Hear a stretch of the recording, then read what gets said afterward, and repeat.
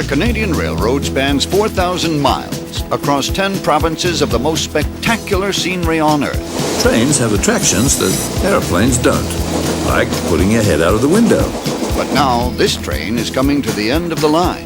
It was a good thing I saw it when I did, because the train I was on isn't running anymore. Ride the rails with Murray Sayle on the last train across Canada. All aboard! Presentation of this program was made possible by the Corporation for Public Broadcasting and by annual financial support from viewers like you.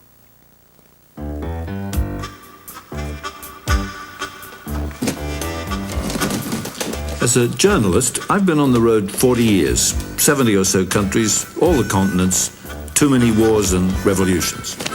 I've got packing down to a fine art.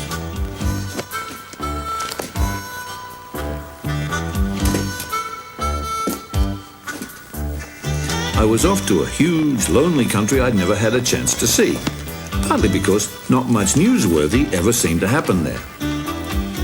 Until now. I was taking the last train to go right across Canada.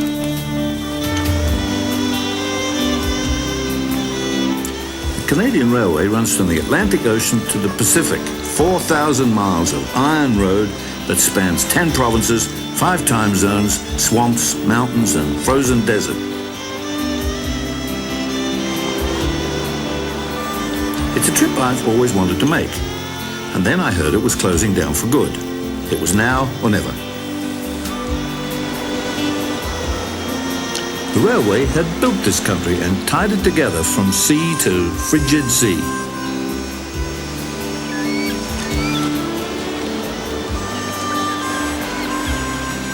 What would happen to Canada when it disappeared?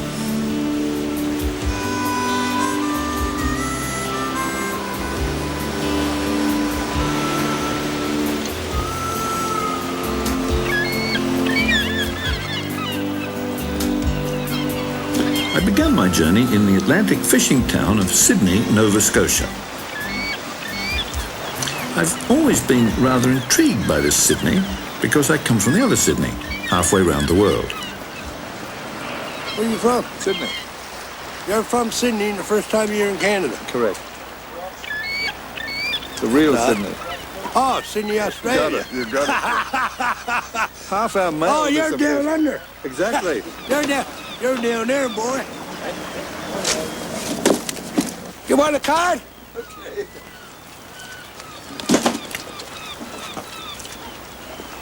Got it. Got her? There we are. Thanks, George. Thanks a Welcome. lot. And the railway station's down that way. Yeah, down that way. Okay. Thanks a lot. Okay, buddy.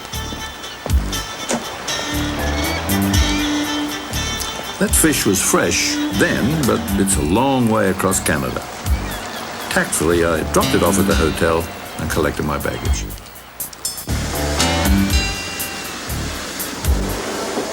Ladies and gentlemen, Via Rail Canada's rail liner for North Sydney, Sydney Mines, Port Hawkesbury, New Not many Glasgow, tourists take this train. Atlantic Canada is economically dying, and sadly, its principal exports seem to be people heading west to look for work.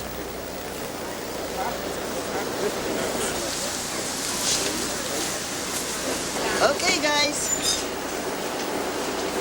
You're going to Vancouver? Vancouver, all the way, sir, yep. Good. Right aboard, up to the left, smoking non-smoker marked out on the walls. And even sadder are some of the people who stay behind. All aboard!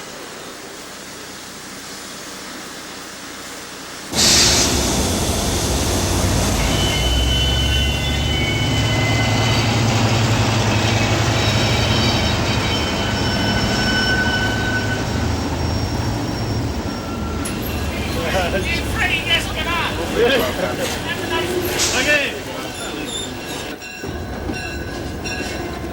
And so I joined the migration west, from which many passengers never come back.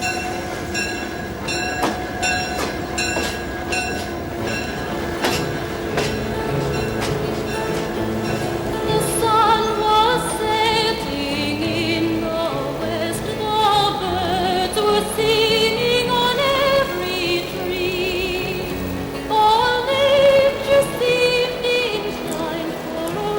songs of these Nova Scotia people seem haunted by the sadness of saying goodbye to the sea. Farewell to Nova Scotia, the sea-bound coast. Let your mountains dark and dreary be. For when I am far away on the briny ocean tops, will you ever heave a sigh and a wish for me? Oh, Murray's my name. Murray. My name is Bernice. Oh, hello, Bernice. Hi. Hello, how are you? Hi. How are you? And where do you come from? I come from Newfoundland. Oh. Corner River. Trains are great for meeting people. I soon met Bernice from Newfoundland, a Canadian island province they call the Rock. I was her first Australian. In fact, Bernice had only left her island home for the first time a few years ago. When I got off the rack, when I left the rack, I was 33 years old when I left the rack. For the first time? Yeah. I used to think about it when I was small. What was the outside world like? What was the other places like, right? I was only small, I never traveled, right? You know, are the people different from where I come from, where I'm at, right? What about this train? You've been on this one before? No, this is my first time on the train. First time on the train? Really? Well, how do you like it? I think it's great, it's beautiful. You see all the You trees. get a great view, don't you? It is gorgeous, I tell you. The birch trees and the poplar trees, that's the most trees that ever glows in the woods. They're the ones that shows up Mother's nature. It does. And the maple trees, I forgot that. Yes, there's a lot of maple trees around here. I've already noticed that, yeah. You did, I. So now, Now, this is all new to me, you see. I haven't seen a maple tree before. you never I mean, seen, except from on the flag, there's a maple leaf, but never you seen never a maple seen tree. a maple tree. Wasn't sure what they looked like. You don't know what you're missing, Mother. This train was only a small branch line, an 8-hour run that connected up with the main Trans-Canada line. It collected people in villages along the way, taking them to Halifax, Montreal, Toronto, the big world around the bend. 01018 Sydney subdivision. No alarm. You ready?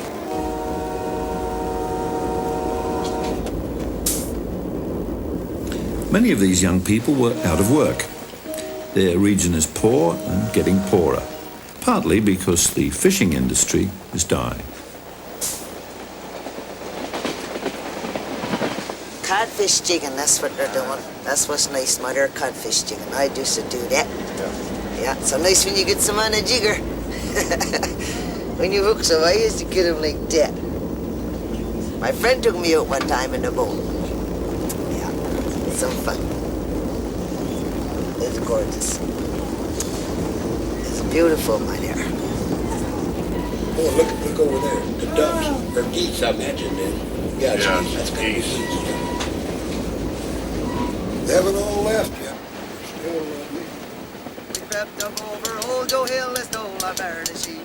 I like to tell you a story, and although I'll make you laugh, we couldn't take any chances, so we had to steal a cow. The old cow got angry, and we woke her from her sleep. We couldn't take any chances, and we went and stole the sheep. Going with the spoon. 1, 2, 3, everybody! I divide to build a boat, and I divide to sailor. I divide to get the fish, I'm bringing them home to Lizer. I don't want your maggoty fish, they're no good for winter. I can get better than that down upon the Lister. Down the pier, down there! Where you want a party? They sounded cheerful. I thought they were happy to be going back to work in Toronto, Canada's biggest city. But I was wrong. A lot of people up there, a lot of hustle and bustle. I didn't like it at all. You know who your friends are when you're home.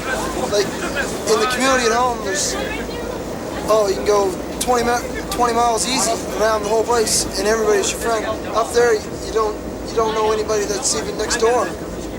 It's totally different. Everybody's out for themselves up there. They just look after themselves. I don't know. People that goes away from Newfoundland, I don't think they should have to go away. No, I think that's a crime. There's no jobs. They gotta go away. They gotta bar up their homes, and they gotta go up there to make a living. Enough to get their unemployment, and they comes back and that's it, and then they gotta go back again. I figures years to come, nobody is gonna be in here. It's gonna be a ghost town. I grieve to leave my native land. I grieve to leave my comrades all. This train doesn't run anymore. Soon after my trip, it closed. And the bonny, bonny land that I do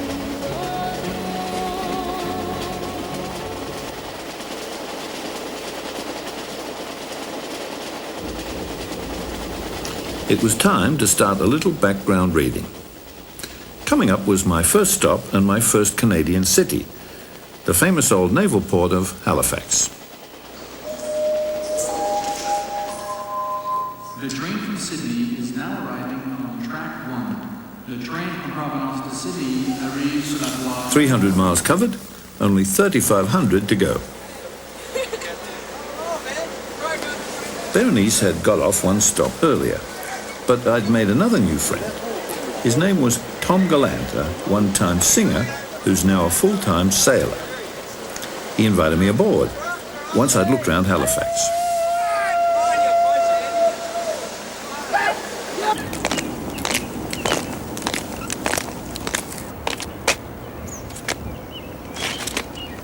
People here certainly haven't forgotten where they came from. Halifax is the capital of Nova Scotia, which means New Scotland. This was British North America. And at first sight, it still looked to me more British than North American. Canada only got its own maple leaf flag 25 years ago, and some places still don't seem to have heard about it. The British war against their rebellious American colonies was fought from Halifax. Here they don't seem all that pleased that George Washington won.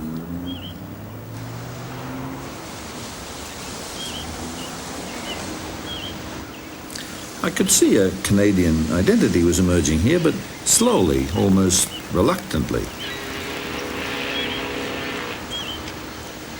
Perhaps it's because Nova Scotians were comfortable with the British Empire. In fact, geography's put them a lot closer to Britain than they are to the far-off provinces of Western Canada. Life in Halifax isn't all fish and chips. I'd stumbled on the Autumn Mardi Gras, a citywide bash that takes over the whole of downtown.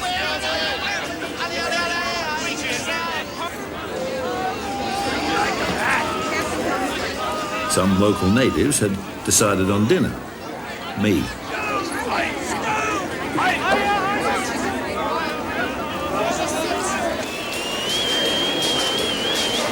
Even a Halifax street party has a certain British respectability.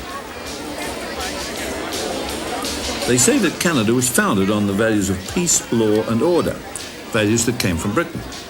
I could still see that law-abiding legacy. Among 70,000 all-night revelers, only one minor crime was reported, an inept mugger who was arrested the next day.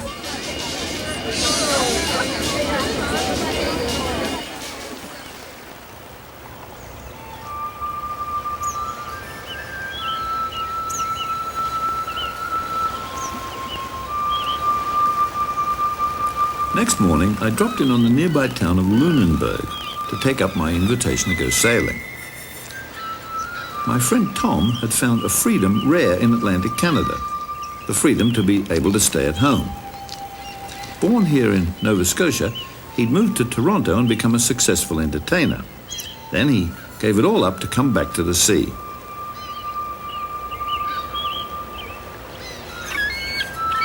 Today, Tom's scratching out a living as a part-time skipper leading tourist cruises. He's turned his back on the good life for what he thinks is a better one.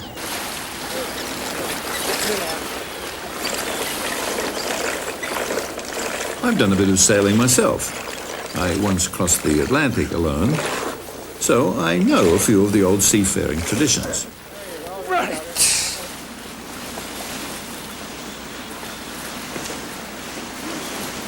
Well, Murray, speaking of old nautical expressions and traditions, when we go to sea out here, we take one of these bottles of this here stuff, and we give a drink to the old man. There you go, buddy. Stay out there. And then we have one each ourselves. To you. Welcome aboard. That's a good, it's a nice blend, isn't it? It's a good week.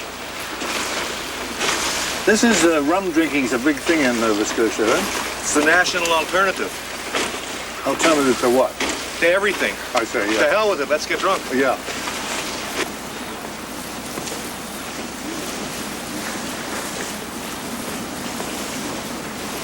When I sail back here, and we're coming into Lunenburg, the last 6 hours coming in, I'm in a state of ecstasy that's almost impossible to hold inside my heart. You know, it's so strong. And there's no, I don't think there is any reason for it. It's just where I belong. You're coming home. It's where I belong. The dream of everybody in Toronto is to move to New York or Los Angeles and be a star. Yeah.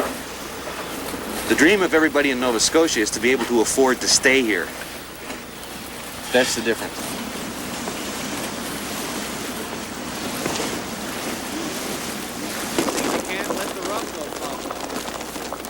Unlike sailboats, trains run on timetables. And the way the skipper was passing around the rum, I was going to have a hard time catching my train. Oh, Shenandoah, I long to hear you. Away, you rolling river. Oh, Shenandoah, I long to hear you. Away, I'm bound to go across the wide Missouri.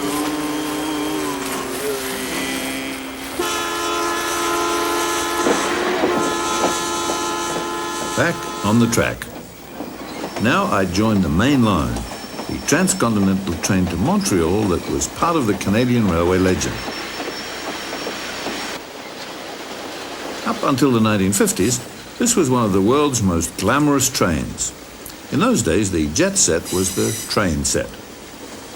A romantic world of sleeping cars and chance encounters.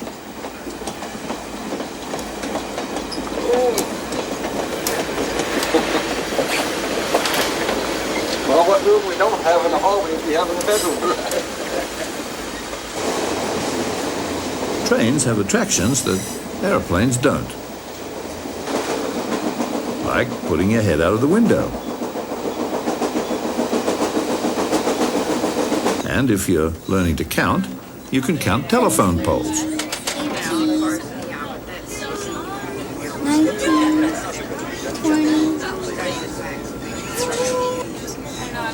21, 22.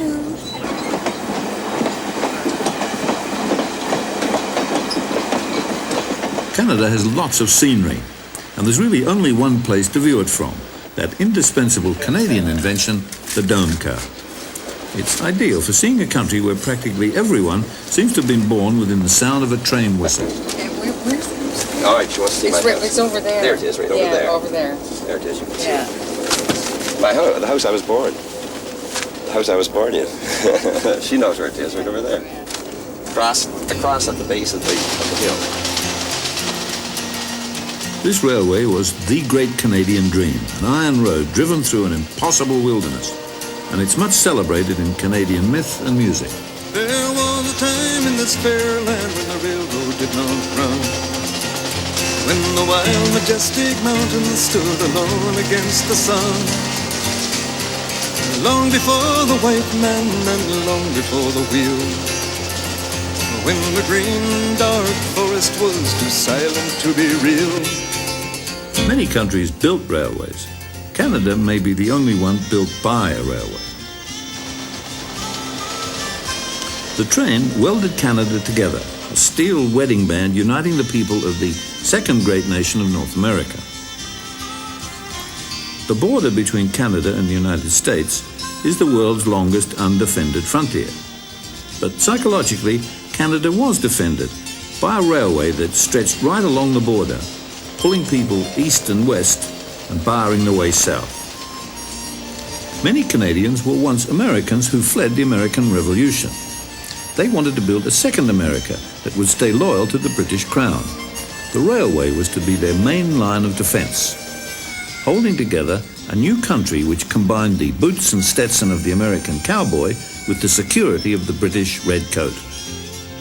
For they look in the future and what they see, this on-iron road running from the sea to the sea, bringing the goods to the young growing land, all up from the seaboard. I was now entering the province of New Brunswick, settled by American refugees passionately loyal to the British Empire, as I learned from a young man I met on the train.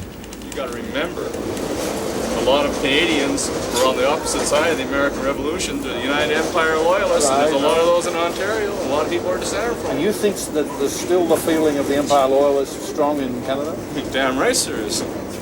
They think, you know, the American Revolution was a mistake. Yeah. We didn't have the violence, we didn't have the bloodshed, and we've achieved political independence as much as they have, and we didn't have to go through all the violence and chaos that they had. We never fought a civil war in this country yet, and hopefully we never will. So maybe the revolution was a bad idea? I think the American Revolution was a mistake. You have two sides to a revolution. You have those people who want change, and you have people who don't want change. And obviously the United Empire loyalists and the Canadians that are now were the people that were the conservatives in that part of the revolution. They wanted to maintain the status quo. Yeah, I think basically Canadians are pretty conservative people. Are you personally conservative? I don't mean politically, I mean in your... Oh yeah, very conservative. You are? That's part of being Canadian, yeah.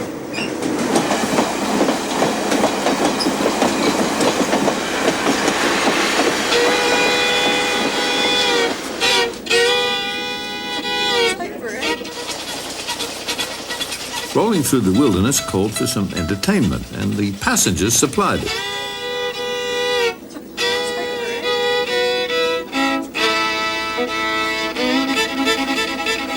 Though Canadian enthusiasm is not of the knee-slapping variety.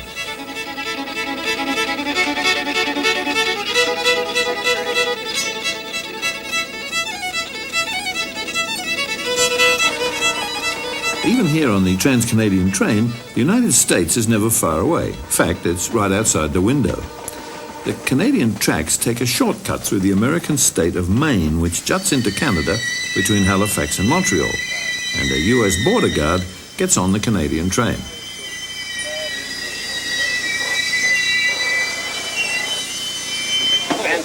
What are we doing here? It's our Canadian-American customs.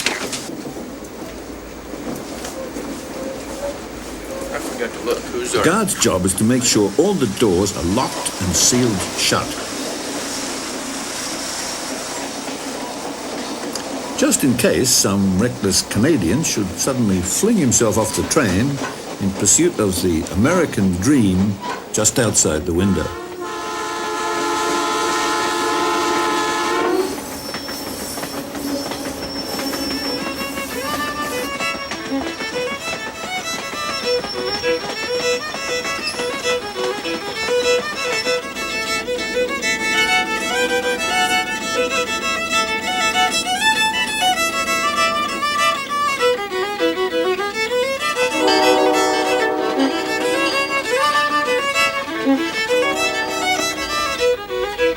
It was my first night on the train, and I was curious to try out the Canadian sleeping car. As it happens, it's a Canadian invention, dating back to 1857, and not much changed since those days.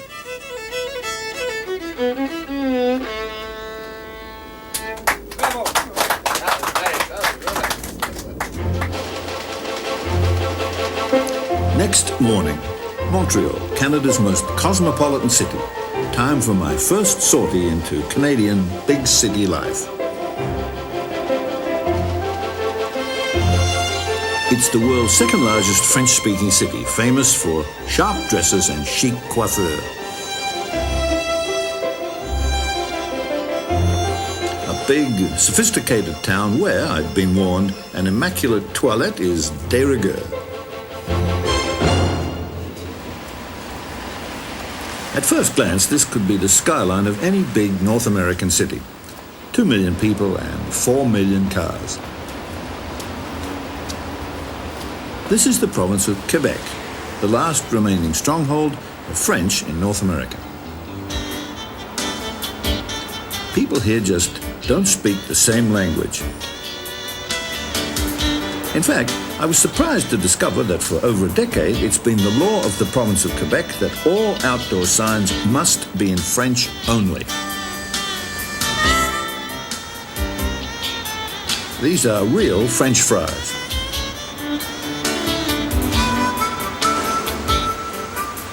Signs in English are outlawed, right down to the last apostrophe.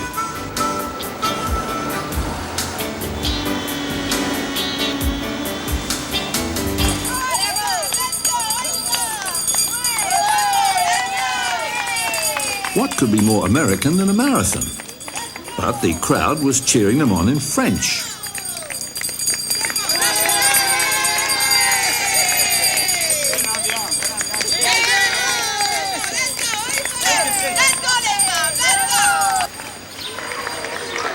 I heard that many Quebecers were demanding independence under their own flag. They're led by the Parti Québécois, a movement striving to separate from Canada. But I had to come here to discover just how deep and widespread Quebec nationalism runs. No, it's not really for politics. It's like, it's a symbol, I don't know how to say that, symbole. Okay, un symbole. Ça nous appartient. It's our. And oh yeah, I choose for me. Le Parti du Québec. Le Parti du Québec. Yes. It's the Parti Québécois. It's because we want the independence for the Quebec. We want to be a country. Wouldn't that cut Canada in half? Yes, but we are not. We don't. I don't live in Canada. I live in Quebec. Yeah. For me, it's my country is Quebec. It's not Canada.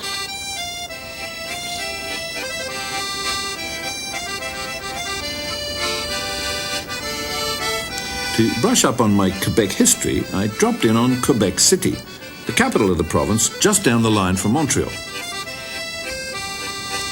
Here, 95% of the population speaks French, a last remnant of the days when the French Empire ruled 2/3 of North America.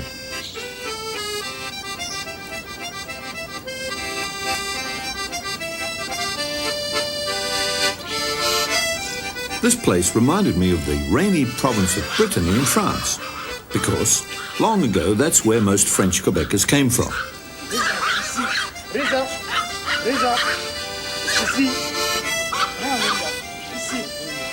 You don't really feel you're in North America here. You're either in Montmartre or in Hollywood.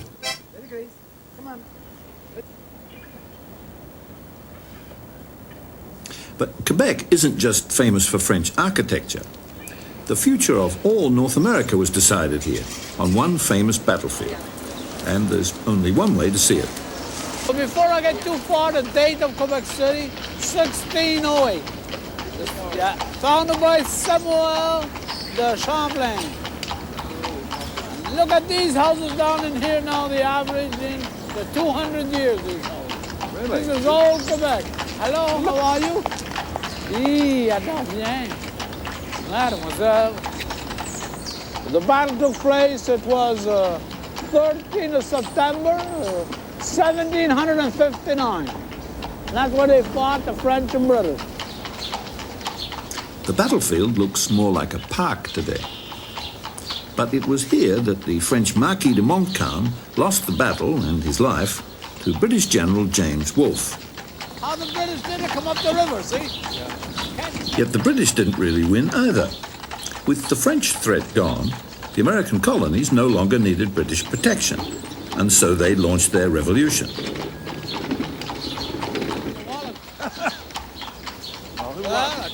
In a sense, both the United States and Canada were born here, while another nation died, the Empire of New France. Quebec City would have been its Washington. Perhaps that's why French Canadians are so determined to defend their language and culture in their corner of the world. In a way, the Battle of Quebec has never ended.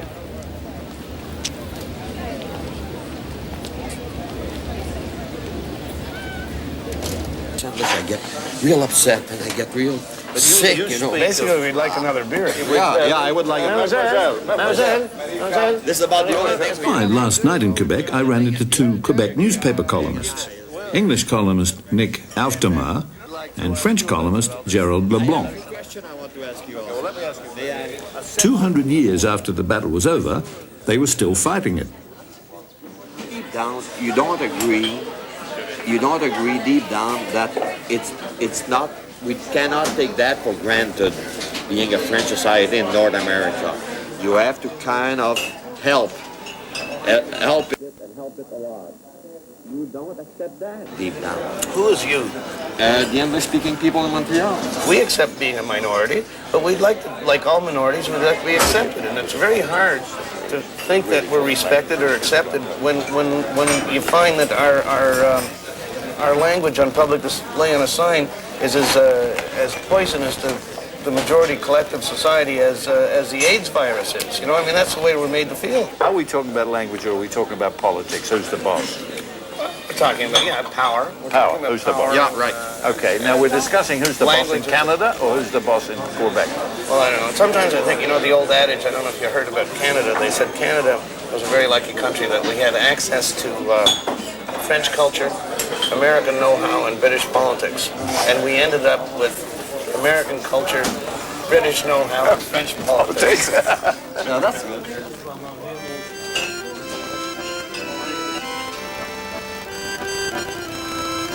So, who won the Battle of Quebec? To an old war correspondent like me, the conflict seemed too friendly to be serious. French Canadians seem to have flourished here as if they'd won the Battle of Quebec. And Canada has gained a unique dual culture that no other country has. I felt very much at home in both parts of Canada. I wish they'd stop fighting that old battle, because both sides have too much to lose.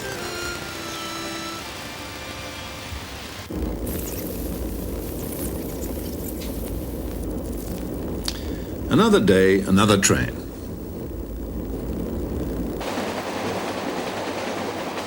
This is Canada's ritziest train, heading to Canada's glitziest city, Toronto. They even pass out free televisions. Yes, good morning. It's Rita Martineau. May I speak to Diana Perry, please? Thank you. Well, listen, the train is behind, is late, okay? I'll be arriving around... These people are on their way to work, 5 hours away, in a train that thinks it's an airplane. Would you like some orange juice? And predictably, this is the train that's expected to survive and get even glitzier when the rest of the train system is gone. Breakfast? Yes. Okay.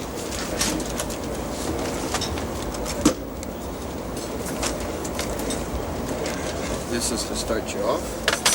Everything here feels rather American, and that seems to trouble some Canadians. They wonder why they can't have a strong Canadian identity to match that of their neighbor on the other side of the border. There are some differences that the Canadians feel between themselves and Americans, but I think part of our concern about Americanism is that we really want to be different. We haven't quite been able to define what that difference is.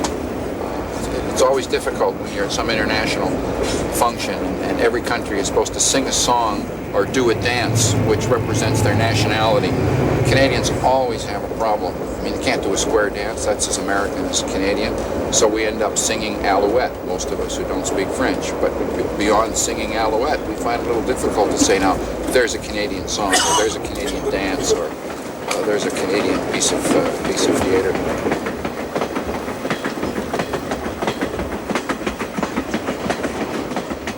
I was off to meet Canada's foremost railway authority, Pierre Burton, author of many books on the railway he calls the National Dream. Burton lives in Toronto. It was a small town on Lake Ontario with only 1,600 people when the railway was built. Now it boasts over 3 million. This is a train for people in a hurry. They just can't wait to get to the office.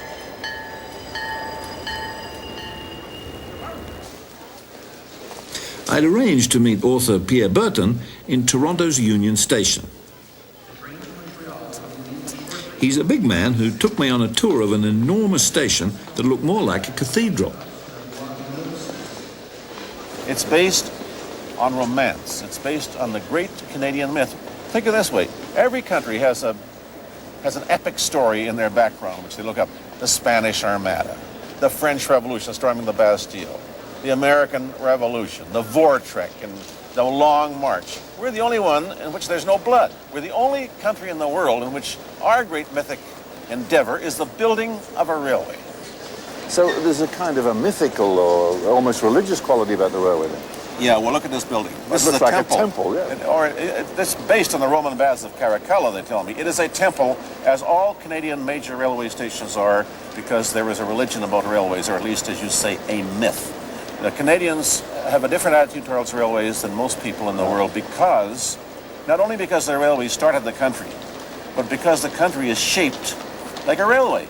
I mean, 90% of our people live within 200 miles of the border. So what we are, a country, from a population point of view, 4,000 miles long, 200 miles thick, with an archipelago of population islands dispersed between enormous barriers, the Angry Ocean, the white-plumed mountains, the vast Canadian Shield, 1,000 miles of rock and muskeg, the psychological barrier of Quebec. So in this country, transportation and communication are terribly, terribly important and romantic. The train may be romantic, but Toronto certainly isn't. It seemed to be a bad case of the North American edifice complex. There's that flag again. This is where the money came from to build the railway. An old-fashioned puritanical town where, as the Canadian joke goes, people say, "Thank God it's Monday."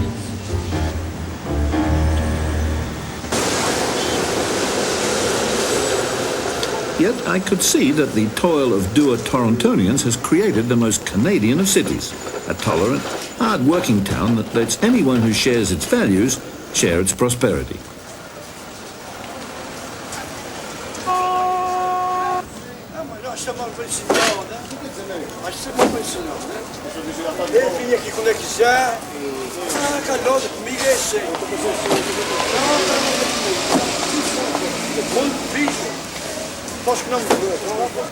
Toronto made me wonder whether Canadians haven't already found their long-sought identity in the many identities they've been able to tolerate without crushing.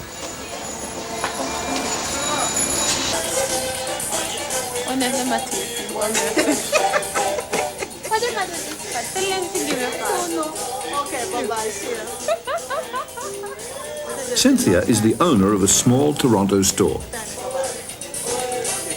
Jamaica, I see, yeah. You don't come from Jamaica? Yeah. You do? How long have you been here? I'm here 21 years. Ooh. Well, do you think your children feel Canadian? Well, really, who is a Canadian anyway?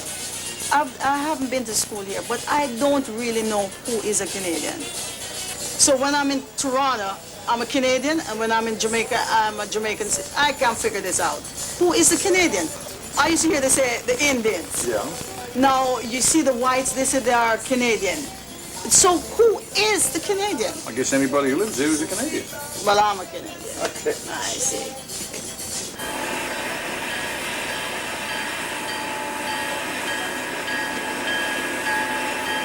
Next day, I caught up with the Trans-Canadian line just outside Toronto, joined by some more picturesque passengers. They were members of the Amish sect, out on a weekend trip and exercising their right of free song.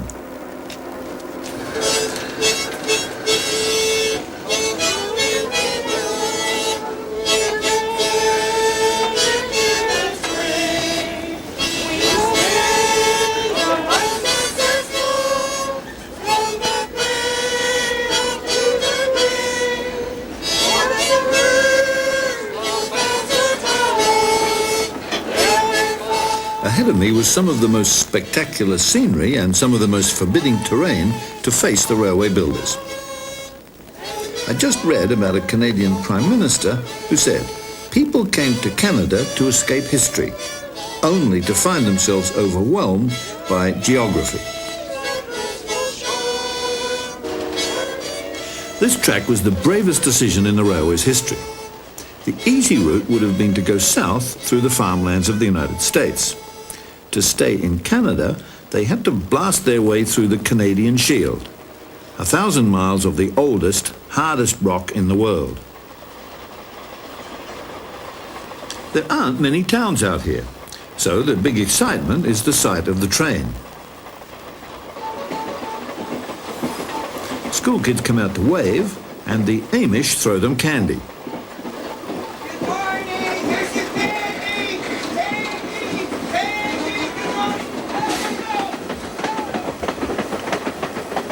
I've been coming up here for 5 years, and they've been doing this to us every morning. They stand there with that sign. Right, and they put up a sign, good morning to you. Yeah. And you know, it meant an awful lot to us because we feel that a new morning is a blessing from God.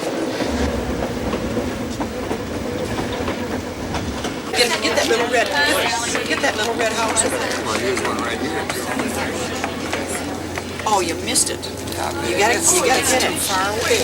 You have to get it. There's a clearing. Get that rock. There's another little red house way back there. That's what I said. There's one over there. I know I checked that one, but the other one was closer. This is still a famous part of the line, and it lures romantics from all over the world. I met a man who spent the whole day hanging out of the rear of the train, relishing the happy days when he worked on a railroad. I've been a rail fan most of my life. About the happiest year and a half of my life was when I worked for a railroad. And ever since then, I spend what time I can on them. What really annoys me is that they pay the engineers. I'd pay them if I could do this. It's just beautiful. I don't know what it is, the sound, feel, the smell even of the diesel locomotive.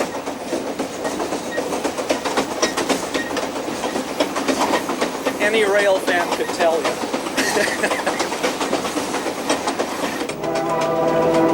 Most of this line is blasted out of solid rock, 4.5 billion years old.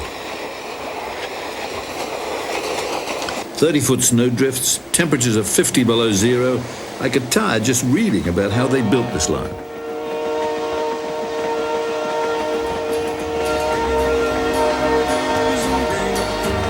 We gotta lay down the tracks and tear up the trails. Open your heart, let the lifeblood flow. Gotta get on our way, 'cause we're moving too slow.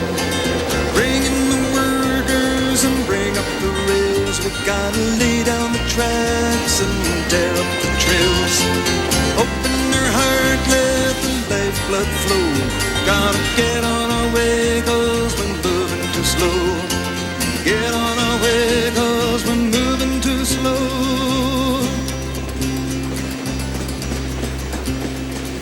This was a stunning achievement, penetrating yet another barrier isolating Canadians from each other and opening up a harshly beautiful landscape.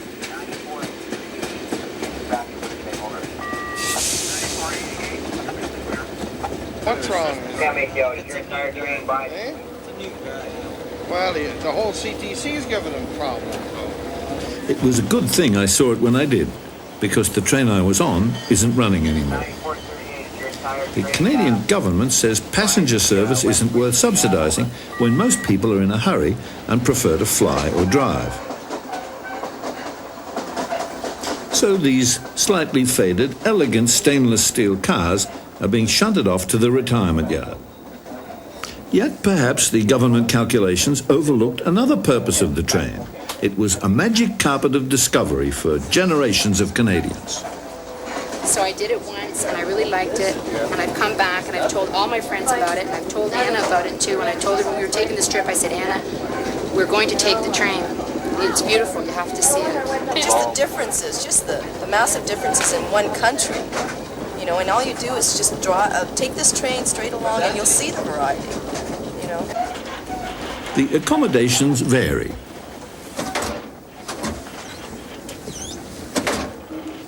The room service is acceptable, if you do it yourself.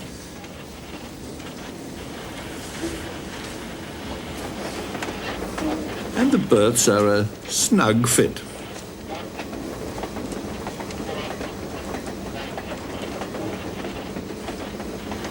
Yet, as I turned in for the night to the soothing click of the rails, I had a nagging thought.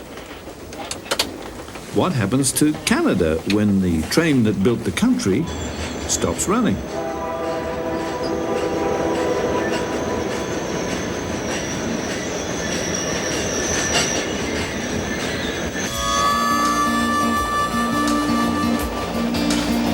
I expected to see snow in Canada, but not in early autumn.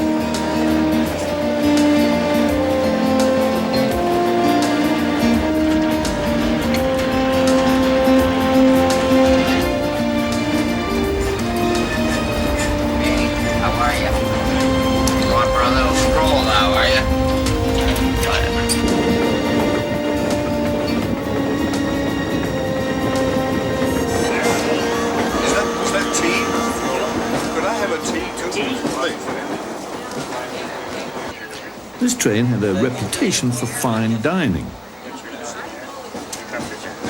though it's hard to have table manners to match. Not so easy. Meals are still cooked the old-fashioned way. They've obviously never heard of microwaves here. Hello. The food's pretty good on this train. I thought I'd come and see how you do it. You balance yourself. You seem pretty naturally balanced. Well, after 26 years, you get the knack of it. Yeah, right.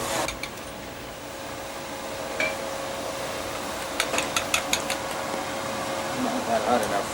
But she's going to grab anyway. I suppose after your first million eggs, you get to a real feeling for it. But Yeah. I missed a few, no? Like I say, you can't win them all. No. Very nice. You missed that one, I guess, then? Yeah, you can That's have better, a try. Doesn't matter if you're left-handed, huh? Well, it doesn't matter. It's a left-hand pan. I'll try that. Right.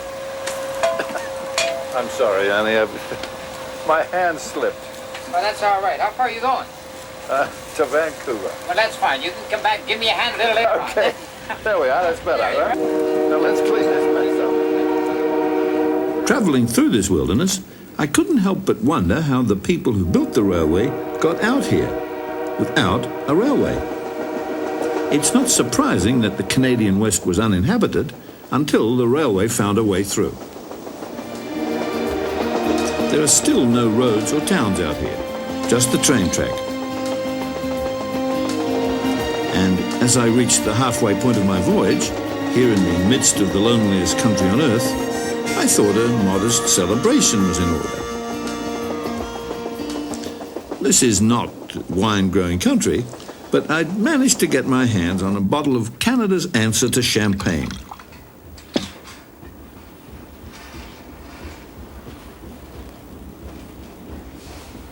It was unpretentious, good preparation for the tough part of my journey still ahead.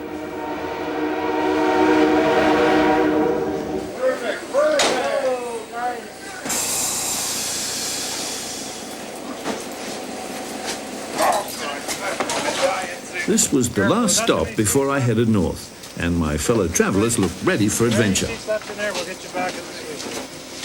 We were leaving the city slickers of Toronto far behind.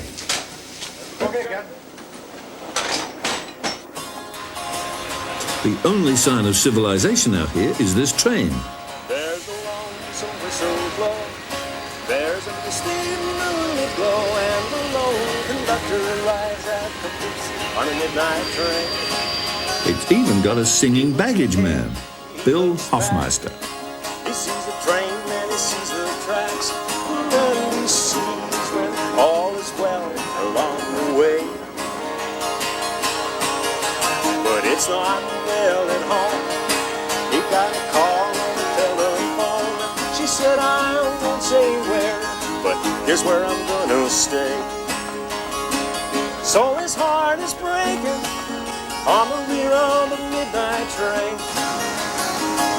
He knows his darling ain't coming home again.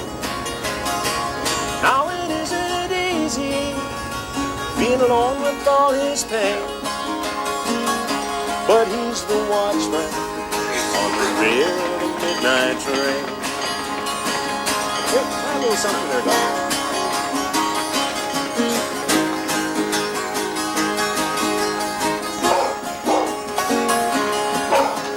Makes a call on the I'd survived the civilized parts of Canada. Now I was headed out into the wilds, north to the Arctic, west over the endless prairies to the Rocky Mountains and the sea. Pioneer country, opened up by the iron road that was soon to close down. like this caboose where he's riding on the midnight train. This was my last chance to see it. At the rear of the midnight train, he knows his darling ain't coming home again. And it isn't easy being alone with all his pain, but he's the watchman on the rear of the midnight train. Well, his heart is breaking at the rear of the midnight train. He knows his darling ain't coming home again. And it isn't easy being alone with all his pain, but he's the watchman on the rear of the midnight train. Halfway across Canada, join the trek into the unknown. Something out there was calling to me. I called back. Ride the rails from the frozen north to the western shores. Even as I travelled, the morning paper told me the train I was on was closing down behind me. Murray Sayle rolls into the sunset on the last train across Canada. Well, it certainly wasn't Florida.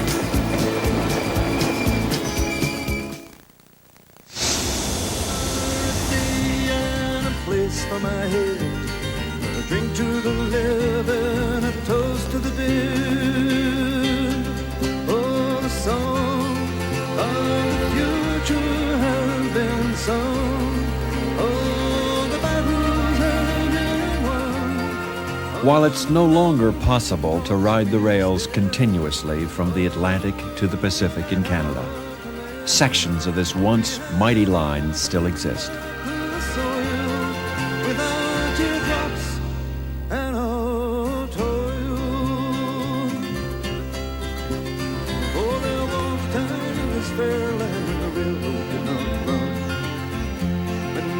Majestic mountains stood alone against the sun.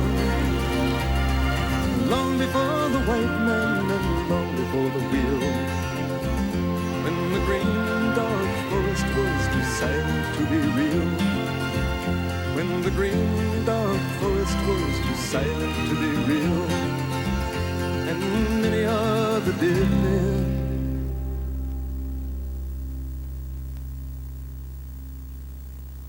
too silent to be real.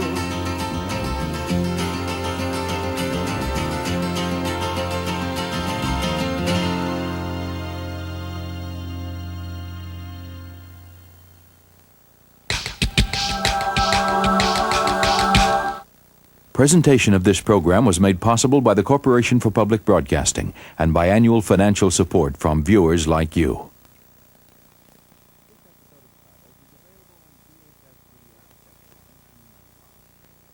Halfway across Canada, join the trek into the unknown. Something out there was calling to me. I called back. Ride the rails from the frozen north to the western shores. Even as I traveled, the morning paper told me the train I was on was closing down behind me. Murray Sayle rolls into the sunset on the last train across Canada. Well, it certainly wasn't Florida. Presentation of this program was made possible by the Corporation for Public Broadcasting and by annual financial support from viewers like you.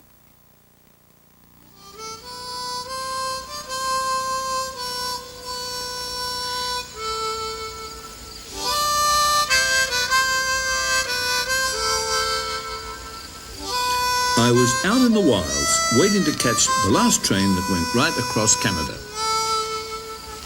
But by the look of the station, the line had already closed down a long time ago.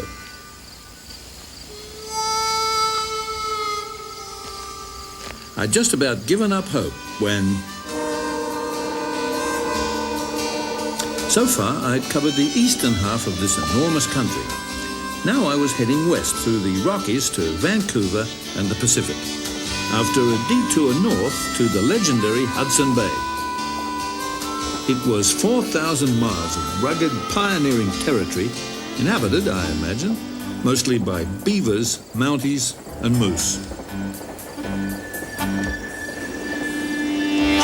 And this wasn't the Orient Express.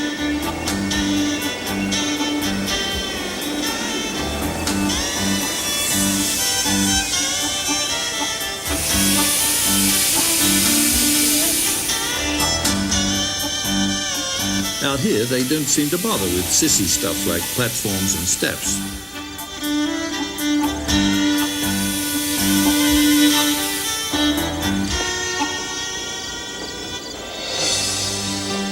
And so I was off into the Canadian wilderness on the train that had opened up the country and was about to close down.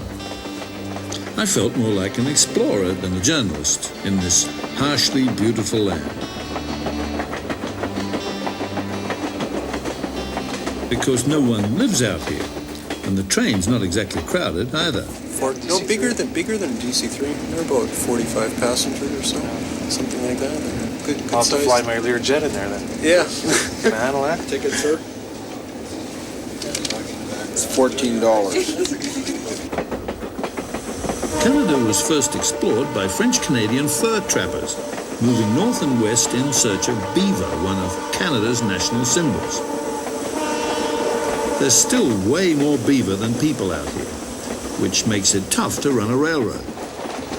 Beaver dams can wash away the track and even wreck a train. I learned this from George Karasek, who's been hired by the railway to protect it from the beavers. Who do you work for, George? I work for Algoma Central Railway. I see. And what, blowing up these dams? Well, it's a nuisance beaver control. That's my official title is Beaver Patrolman. Beaver Patrolman? That's right. What's wrong with the beaver dams? They damage the railway or what? Yes. Ask engineer for some pictures of the washouts.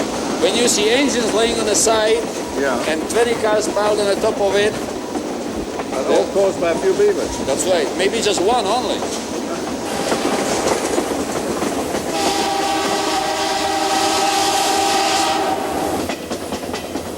George was just starting his day's work. He invited me to get off at the next station and give him a hand.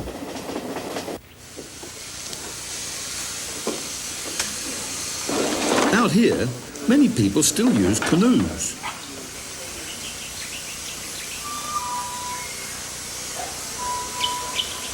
But George and I were traveling by railroad.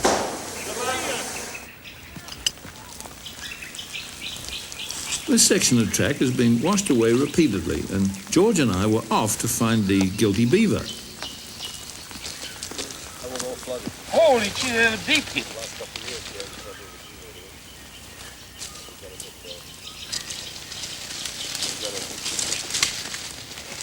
George took me to a dam he'd already demolished several times.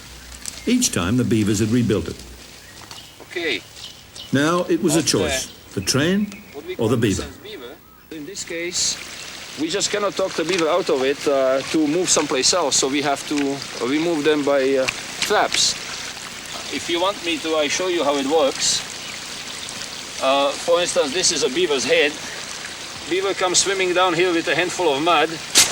George showed me how to trap a beaver, but I got the feeling he'd rather have one as a friend. What's your opinion then of the personality of the beaver, George? I think it's rather admirable because the beaver is a very industrious animal. Like you see, they can make something out of nothing. You see, there was nothing here before, and they made a dam, and they made their own home. So that's like, it's almost like some of the Canadians, like including myself. You move someplace where there's nothing, and you make your own home.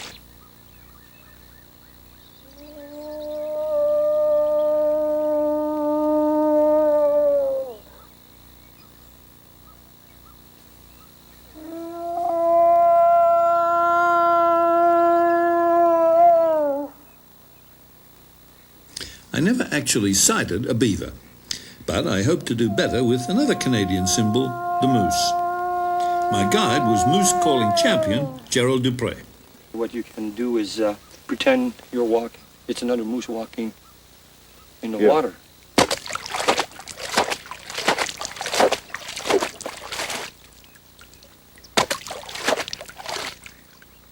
And then what happens, the female usually pees.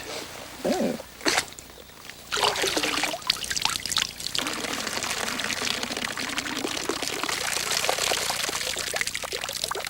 Do you need talent for this? I mean, is it like an opera singing, or anybody you think can do it? There we go.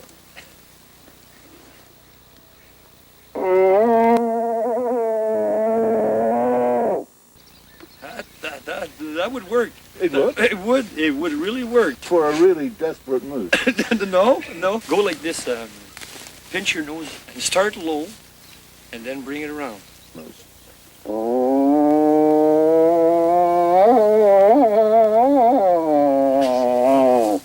How's that? Well, does it work? I wondered why they were laughing. It's all right. My technique must have needed a little polish. Let me hear it again how it ends.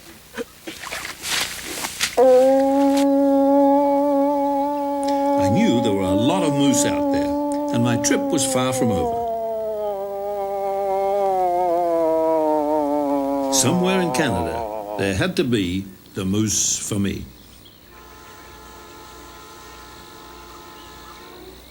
Attention, train number 421, the Little Bear, for destination Moccasin Trail, Burntwood, Beaver Pond, Coal Rapids, Moose River, Moose City. All aboard. Back in civilization in the town of Cochrane, Ontario.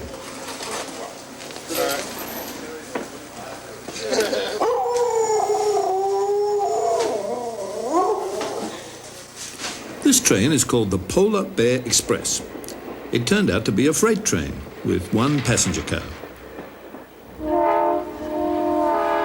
It was loaded with groceries, machinery, booze, all the basic necessities of life for the small towns north of Cochrane. It carries everything except cars, because no road runs north of here. Only the iron road I was riding.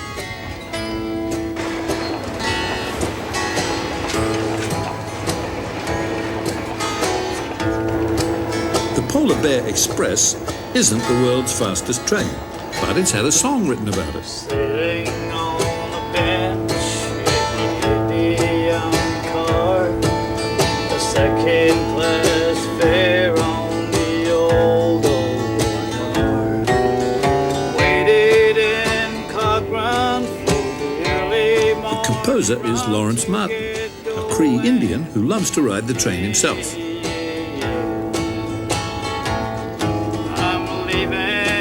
Sad times for a life on the trap line. The polar bear is taking me home. There are no settlements out here, just the odd cabin or a camp of hunters. They're dropped off one week and picked up the next. often with a fresh moose for the baggage car.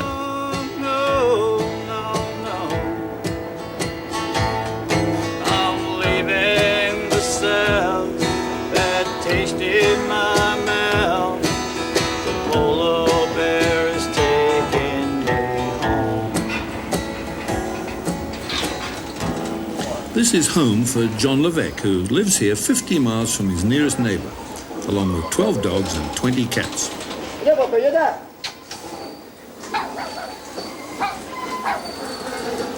Like many along this route, he seemed to be searching for solitude. Get up, puppy. Where's you go, puppy? Come on, my girl.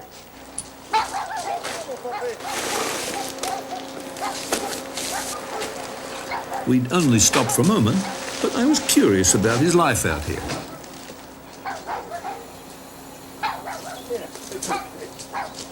You know the names of all these cats? No, but my dog have a name, but not my cat, because I have too many of them. Yeah. What's it like to live out here? Like, what's the winter like? This winter it's cold, very cold. On 30 to 45 below, and lots of wind. But that's the kind of life I like. Quiet, but I love it. But I'm in the bush, man. I like the bush. Bye, John. Nah. Okay to go, Gary. See you. This is the last time John Levesque would hear a human voice, until the next train came by 4 days later. I was now entering the territory of the Cree Indian tribe, and there's a version of the polar bear song in their language too. Ashimina Ishinagon Wiba Chipe Chiki Wayan Kaki Shinitao Kiyan. The passengers are on their way home from a 24-hour shopping marathon. For some, a first taste of life in the big city. Ashimina Gawapeten Kaki Shikiskentaman. The train stocks up the small communities along the track. The train snack bar serves as a mobile candy store for kids. It's the only shop in town.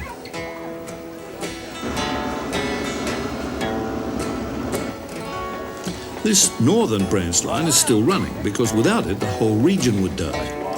But people are worried about the closing of the main line which feeds it. The train is the only reliable link with the outside world.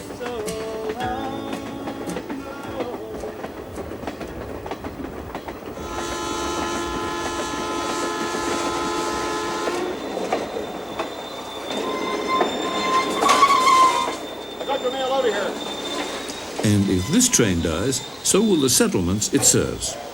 Like Coral Rapids, a one-house town in the middle of nowhere where the train only stops when there's somebody to stop for. Good day, sir.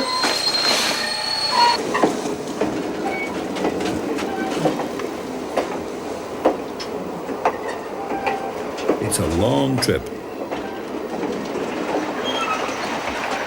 There's a lot of miles to cover and a lot of time to kill.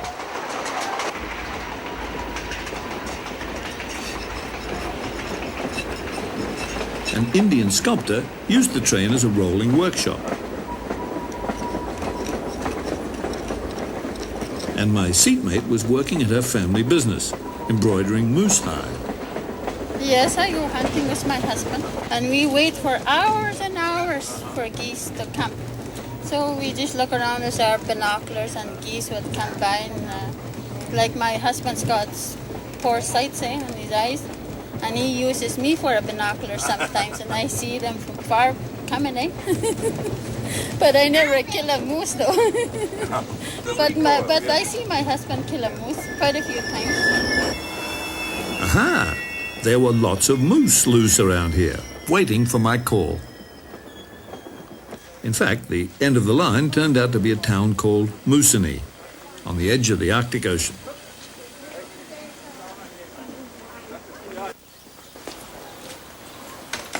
Next morning, there was no genuine wildlife to be seen, just a small community of 1,400 people. It turned out to be one of the oldest settlements in all of Canada. For 3 centuries, the Cree Indians who live here have traded furs with the Hudson's Bay Company. It's quite an up-to-date little settlement. It's even got a street and a school bus. And both stop at the edge of town. But the Cree cling stubbornly to their traditions. In many backyards, they were roasting geese and baking Indian bread to the sound of tape-recorded tribal powwow music.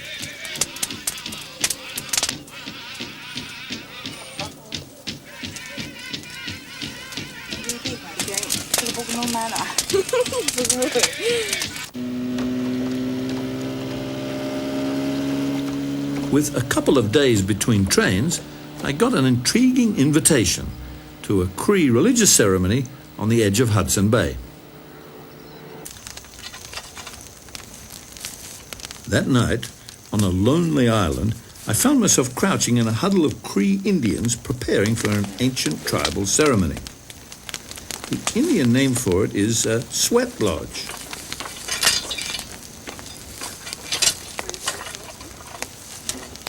It was led by Bob, a university-educated medicine man. This sweat lodge was given to us through the Creator. He created the willows that we're going to be using. He created the rocks that we're going to use. He created the water that we're going to use. There's nothing there that he didn't create. And he also created us. And we're just using what our ancestors were given for generations. And it's coming back. And it's young people like ourselves that are very into it. And it's up to us to carry this on. One by one, shadowy figures appeared, then disappeared into a kind of darkened hut.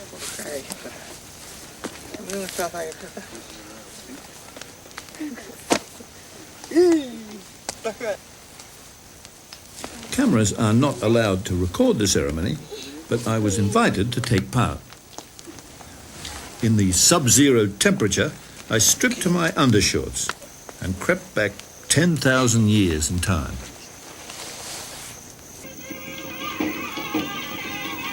What happened inside?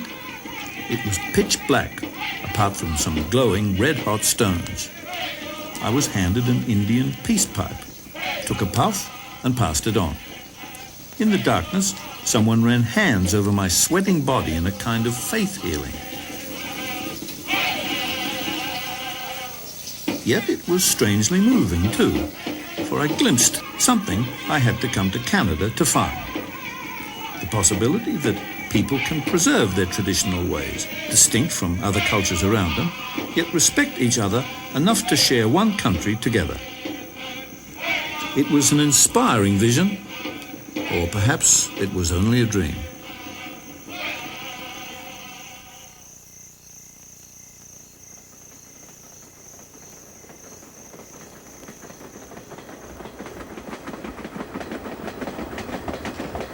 Another day was another world. I had travelled south, then west, and caught another train. The Iron Road was taking me even further north, to Churchill, on the doorstep of the Arctic.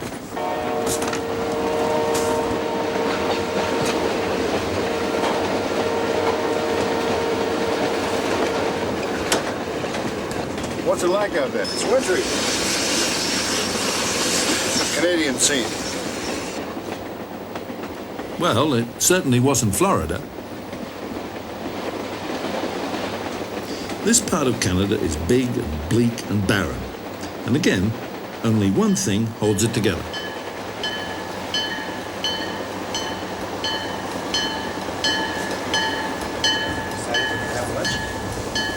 Spaghetti seemed to be the word. Oh, I think I'll have a beer. I lunched with Dan Gurevich, the world's leading photographer of polar bears, and Eric Luke, a staff sergeant of the Royal Canadian Mounted Police. I didn't want to be stationed in Churchill when I was posted there, and I didn't have a choice in going, and I really resented the fact I was up there. And when I got there, I found out that it was nothing like I thought it would be. time almost stands still up there. You don't march the same drum you do anywhere else because weather controls all. And as frustrating as that may be, there's a magical mystery about it, and it's fun.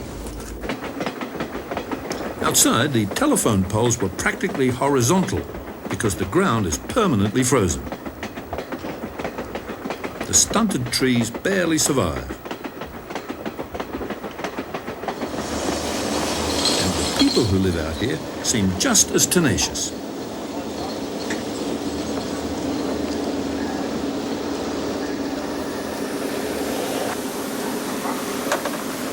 Most of this town was heading north to do their shopping.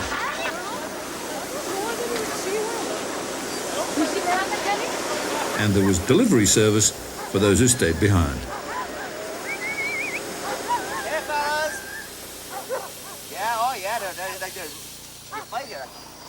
oh, just grab some in the kitchen. Bread and bacon, you know, stroganoff, Swiss steak. Look after them. Yeah.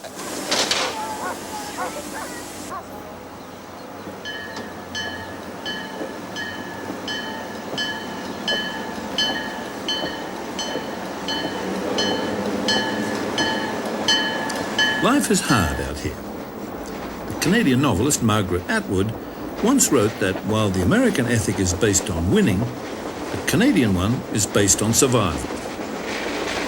In this part of Canada, I could see what she meant.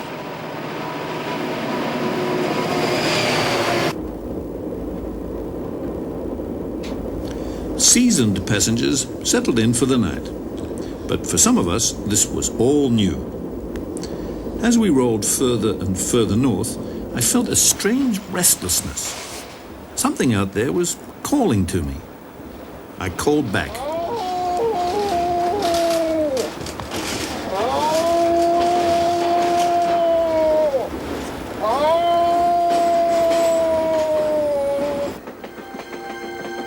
Next morning, we left the last tree behind. This is a desert in the deep freeze. Ahead was the end of the line. Churchill, polar bear capital of the planet.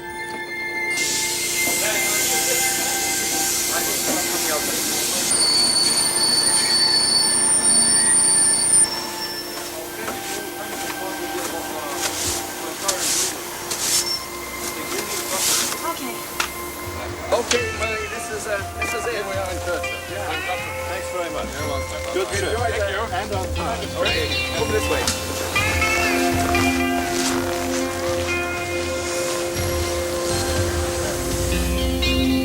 This remote town was once a thriving port, shipping Canadian wheat directly to the Soviet Union across the Arctic Sea. These days, business is slow, and only a few ships come in each year before Hudson Bay freezes over. The population is shrinking, and eventually there may be no one left but the native people who've lived here for more than 10,000 years. Just wonder. Bye-bye. Most people in town were tourists, here to see the other species that's been gathering on the edge of Churchill since long before the town was built.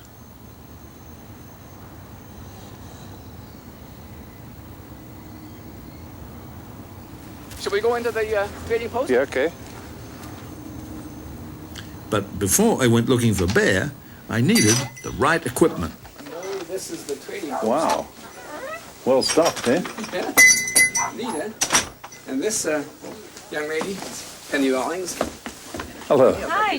Hello, Penny. How do you do? How are you, Dan? We hug down south. Yeah. I have a problem, Penny. Cold ears. Oh, I guess you're going to have to buy some earmuffs. Let's try a hat. Okay.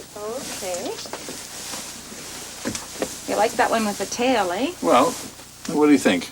Whoa! You look Is it like me? the original Davy Crockett. See, the problem is I can't now put my own hat on, really, can I? Oh, no. Oh, but look at the little guy on there. He looks great. Yeah, let's go the earmuff route, or let's try Okay, it. how decadent do you want to be here? We've got Norwegian blue fox, we've got mink. How about some coyote? That would match the ruff on your jacket there. Good.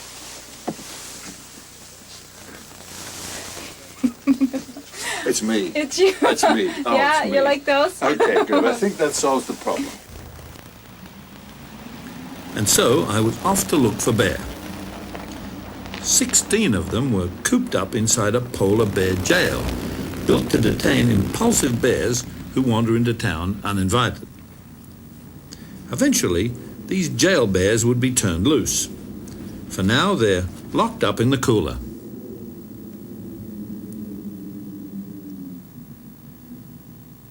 But there's plenty more where they came from, right on the edge of town. Mr. D. Yeah. Maybe you should move. Where's that These one? bears looked quite friendly, but some locals were there to make sure they didn't get too friendly. As long as they stay on the perimeter, that's all right, you know? A playful tap from a 1,200-pound polar bear could be distinctly hazardous to your health.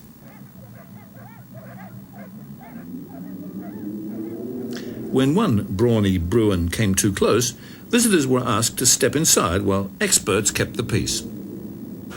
Okay, people that are not essential, maybe move just, you know, out of the working area.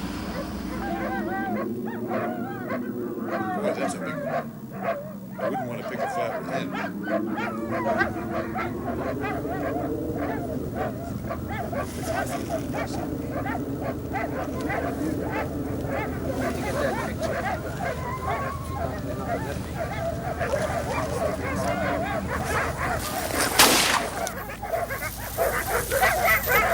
They were only firing blanks, but fortunately the bears didn't know that. Seeing these handsome beasts relaxing in the sunshine reminded me of their unfortunate colleagues doing time back in the jail. Okay, wakey, wakey, rise and shine. Winter's coming, you'll be out soon. 16 bears and not a growl. It didn't make sense.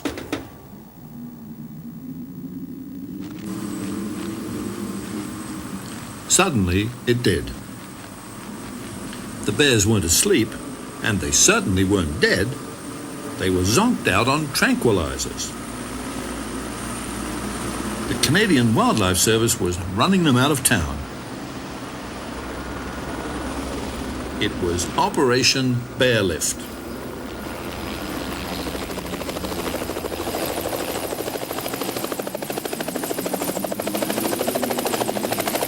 They fly 3 bears at a time.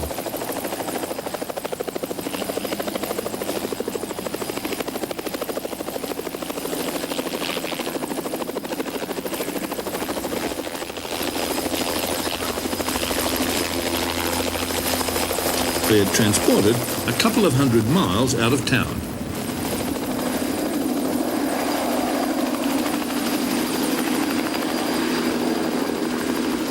Hopefully, when they wake up, they won't walk straight back.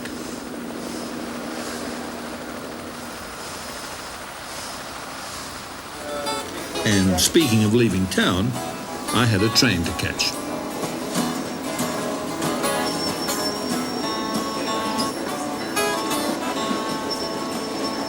There's a big steel rail train rolling down the tracks. I was heading back for the sunnier south, entertained by Bill Hoffmeister, the singing baggage man. Nobody saw me leaving, it was the only thing to do.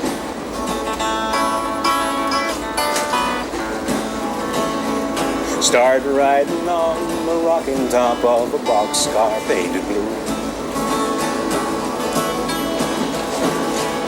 Well, there must be a lot of pain inside my head to have the rocking top of the boxcar painted blue become a bed.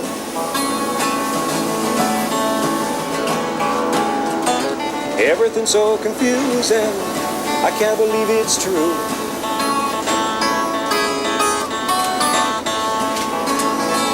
How could everything go and change so much, simply losing you? Like a man gone blind, I've been trying to find the end of a tangled thread. starting with the angry things you said. I know I'm quite a sight rolling in the night with the rain dripping from my hat. But a broken heart don't care about your busted flat. Let's sit around playing that guitar all day. Come on. One more round, that's it. Okay. Oh, da, da, da, dee, dee, dee. Oh, da, da, dee, dee, dee, dee.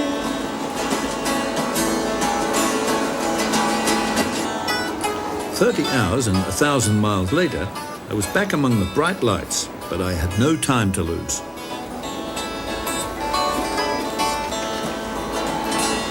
Well, there's a big steel rail train going down the tracks. I had left the frozen north of Churchill far behind and rejoined the main trans-Canadian line leading west towards the Rocky Mountains and the Pacific Ocean. I get to where she's going, I don't know what I'm gonna do. As dawn broke, the snow and the trees had vanished, and I was under the enormous sky of the prairies. Of a black sky. Painted blue. It was the wheat-growing province of Saskatchewan, and my next stop, a town called Swift Current.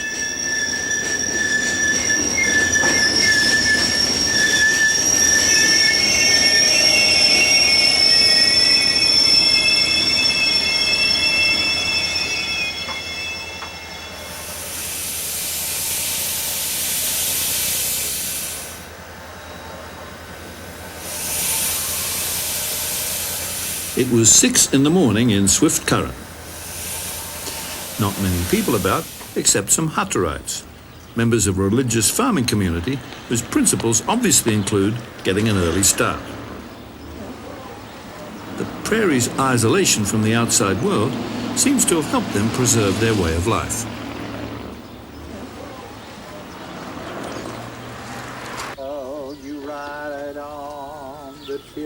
Maybe it's the same isolation that makes radio so popular out here. Slip right through my hand. Art Wallman is the king of prairie radio. Oh, it's a great job. You know, you hear the kind of music you like and you sing along and... From his wheelchair, Art runs Saskatchewan's most popular radio show. It's called The Tractor Line, because many of his regular callers are listening in their tractors. Calendar coming up, and Buck Owens is going to be our star on that one. Right now, though, let's go to the tractor line and see what we got. Hello there. Yes, how are you doing today? By golly, if it isn't Aubrey Putnam. How in the world are you doing, Aubrey? Well, we're doing all right here, you know. You and Aggie, right? Well, Aggie said to phone you up.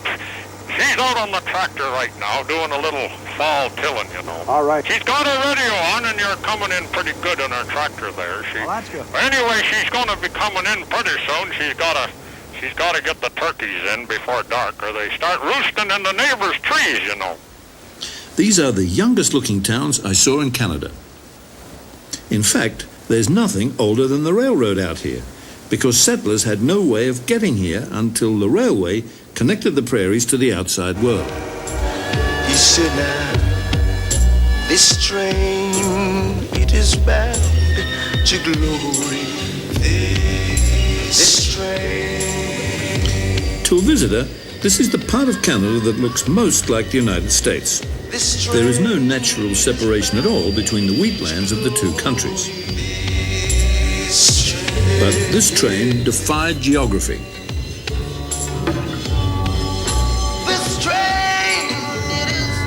By taking the almost impossible route east-west, Canada's patriotic direction. The rails tied the Canadian prairies to the oceans and to world markets, and stitched Canada together as one country. Now this train don't carry no backslider. This train. Now the train service to many of these towns was being closed down. And I couldn't help but wonder. What protected Western Canada from the powerful pull of its southern neighbour now that the east-west link is broken? This train, it is bound to glory.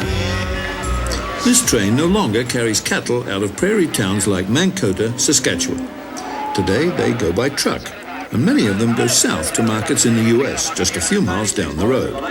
In fact, I had to look hard to see that this wasn't the American Midwest. Check home the Long Ranch, we have 40 steers, weighing 41,650 pounds. These cattle average 1039. Not only do these cowboys look the same as their southern neighbors, it turns out they dislike the same people. The all-powerful eastern banks and supermarket bosses who set the prices here.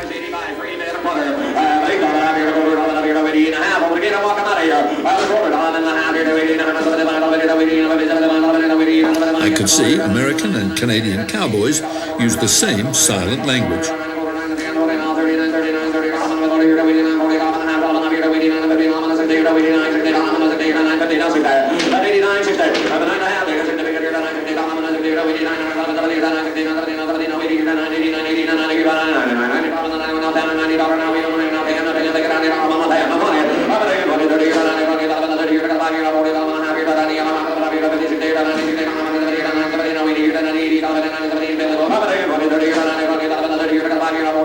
And you better understand the language. One false move, and you could wind up owning 5,000 pounds of T-bone steak.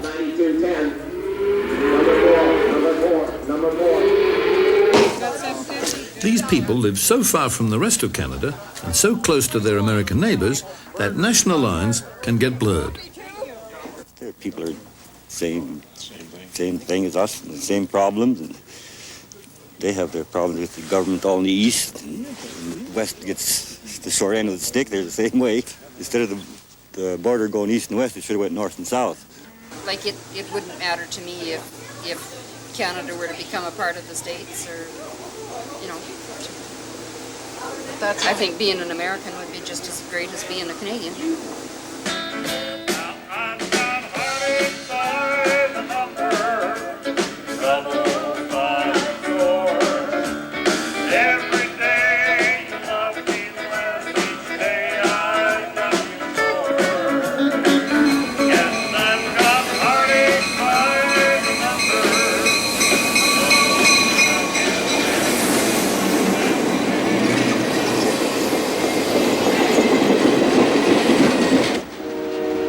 And so I headed west again, rolling along beside the US border with a nagging thought. On the map, Canada looked so solid. On the ground, it felt so fragile. Perhaps the only thing really Canadian out here was this train. And even as I traveled, the morning paper told me the train I was on was closing down behind me.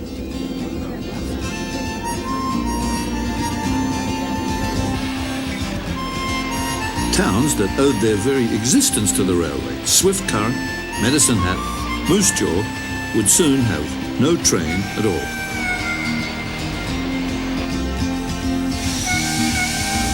Among the first casualties was going to be our engineer, who'd given his life to the railway. I came to Medicine Hat, I was 17 years old, and I was looking for a job.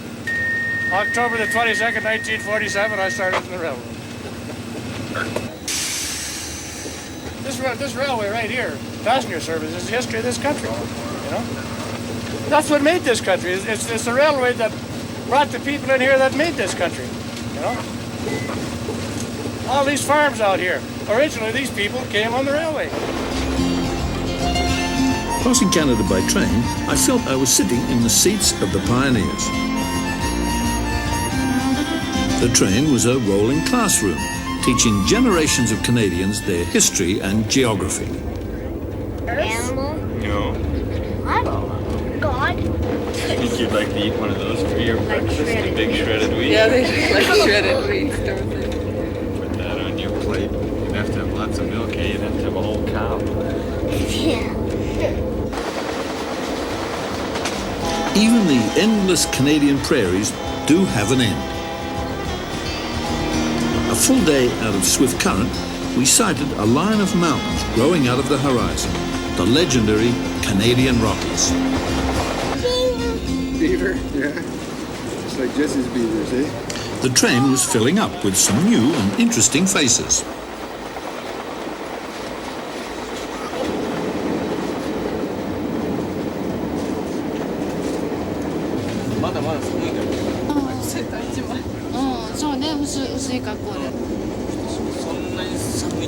These Japanese tourists filled a whole car.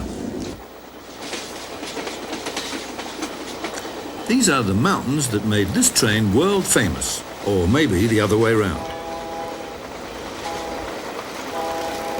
And I was pulling into the railway's most famous stop. Banff will be your next stop. Banff will be your next stop.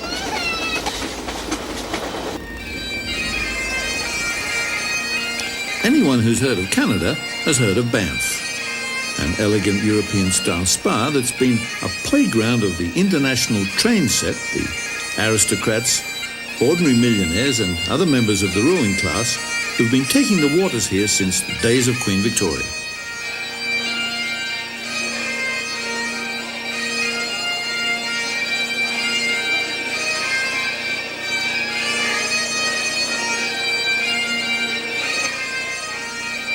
But who, I wondered, comes here now?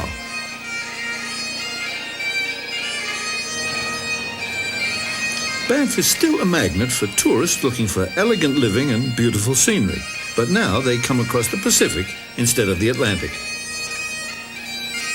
Many of them are opening businesses and settling in.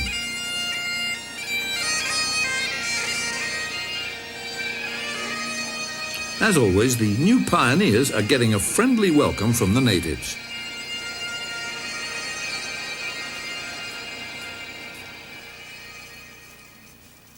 Banff seemed like a good chance to pick up a souvenir of Canada, although that one was a bit big for my suitcase. Instead, I chose the Japanese tourists' all-purpose favorite, a beaver dressed in a mountie uniform. これマウンティはいくらですか? こちらですか。こちらは20ドルになります。 To tax? タックスはありません。 I had an opportunity to try some Japanese, since the sales girls spoke little English, despite 8 years in Canada. こちらになさいますか。はい。どうもありがとう。はい。 They told me that was part of the reason they liked it here. They could escape the big city pressures of Japan and create a home here, speaking Japanese all day in the Canadian mountains. あると思います。日本魂。魂。魂。頑張ってね。頑張って。大和魂。はい、大和魂。 Before I left Banff, I had a stroke of luck. With time running out, I was still keen to test my moose calling skills.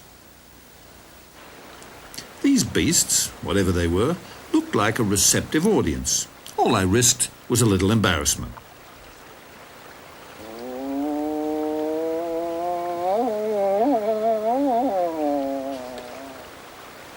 It was the story of my life. Don't call us, we'll call you.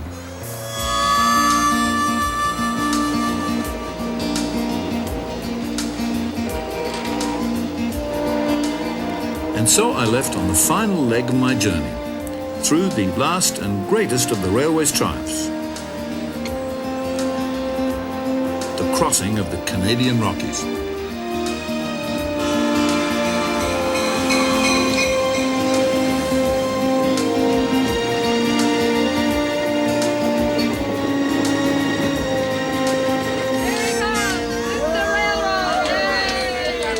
Our conductor, Lloyd Metcalf, had been giving a running commentary on the trip through the mountains for a quarter of a century. That's the mountain that's on the back of your $20 bill right now. Lake Louise would be right over here, and this is behind, and we come up and around. But that's the one that's on the back of our $20 bill today. Conductor, can you tell us the time? He spent much of the trip giving the official time from his railwayman's pocket watch. Well, it's still 1637.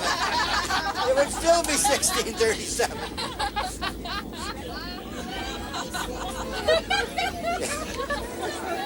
How do you like that flag? Meanwhile, up in front, a young man was living out every boy's fantasy.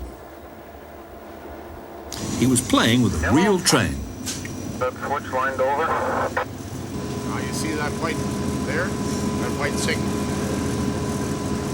That one on the side of the track, out the side there. Oh, yeah. It's a W. That's a whistle. W whistle. Let's see. Push that down too long. Short, little one. Now a long one. That's it. Now you press this bell. This is on.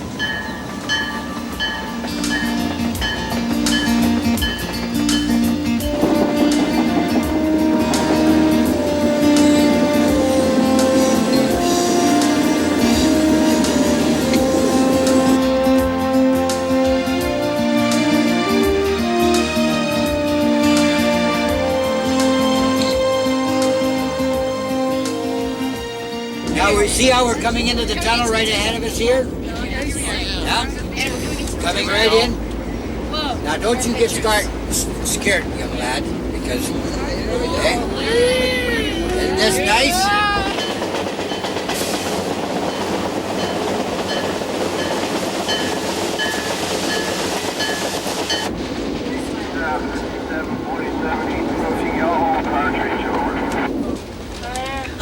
Look at all the screeds. That's what they built that for. Yeah. Well, it's for avalanches, isn't it? You see the snow shed behind? We've just come underneath it like a tunnel. They built that because all the scree comes down and keeps going onto the railroad. And... Is that Mama?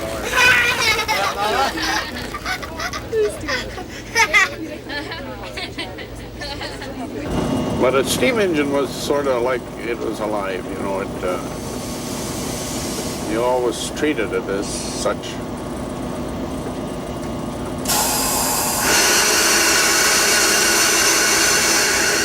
We had to shovel coal when I first started. The crack of the stack, the working and the exhaust. You go through the country at night, and that old steam engine was really barking, you might say, and just made you feel like it was alive.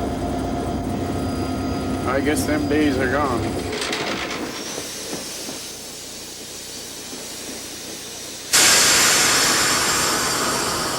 This renowned train through the Rockies will continue to operate one day a week, but only in summer as an expensive package tour. The regular passenger service was terminated shortly after my trip. The train that plied its way through the Canadian Rockies every day for 100 years has made its last regular run. My last night on the train, there was a subdued atmosphere. Some of the staff were wearing black armbands. This black armband symbolizes not only the end of my career, it symbolized the death of an era in rail travel. It's an institution. You talk to people. I remember as a kid, we grew up, my mom and dad lived on the CPR main line. I remember as a kid standing out there watching the Canadian flash by when it was brand new. And they had the half doors open and all the porters were out, all dressed in white, decked in white. They looked so great, and I always thought, when I grew up, I'd love to work on a railroad. Little did I know that 30 years later I'd be doing it. 30 years of history. Because they don't think they're making money. Do we have to make money to keep something like this running? You know, governments all over the world piss money up the wall on a lot more frivolous things than a national railroad. And I just can't believe that they would destroy it. The national dream. It's disgusting. I gotta go to work.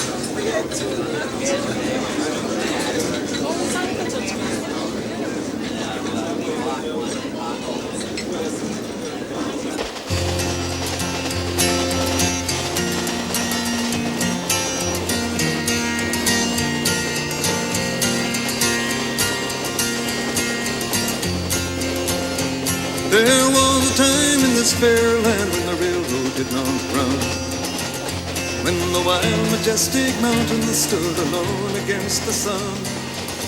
My last morning on the train, and already the long trip seemed like a dream. When Had I really seen moose and mounties, prairies and polar bears? Had I prayed to the Great Spirit with the Cree Indians and gone trapping with a beaver-loving patrol officer? Did all this exist in one country, let alone one train ride? A trip that could never be done again.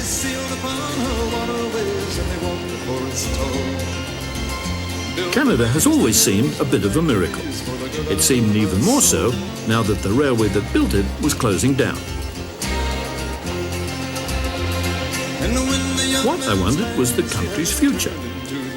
Would it tear apart at its political seams, drift fragment by fragment into the arms of its giant neighbor? Or fulfill its promise? A new nation, conceived in compromise and dedicated to the proposition that different cultures can prosper together and none be overwhelmed. Oh, they looked in the future and what did they see? They saw an iron road running from the sea to the sea, bringing the goods to a young growing land, all up from the seaboards and into their hands. I had reached Vancouver. The long trip was over, perhaps forever.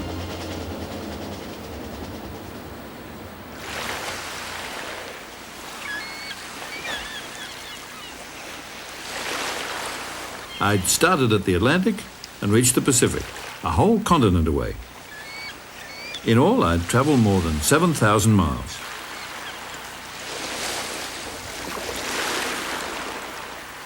My own home in Australia was far across the sea, but I felt very much at home here, too. I suspected I'd fit in well, make quite a good Canadian. Somewhere inside me, I still heard the call of the wild. And someday, I'm going to get it right.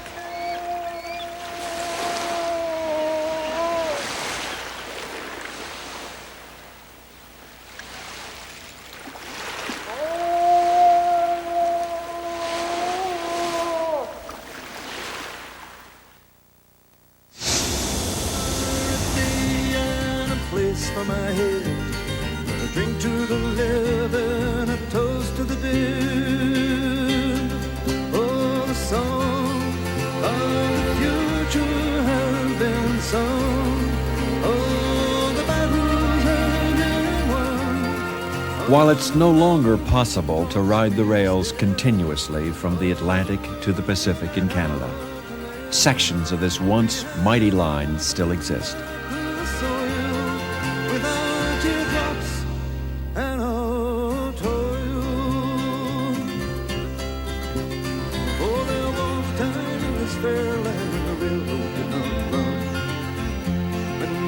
Majestic mountains stood alone against the sun, long before the white man and long before the wheel, when the green dark forest was too silent to be real, when the green dark forest was too silent to be real, and many are the dead men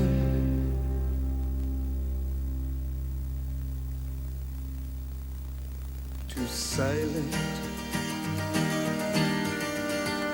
to be real.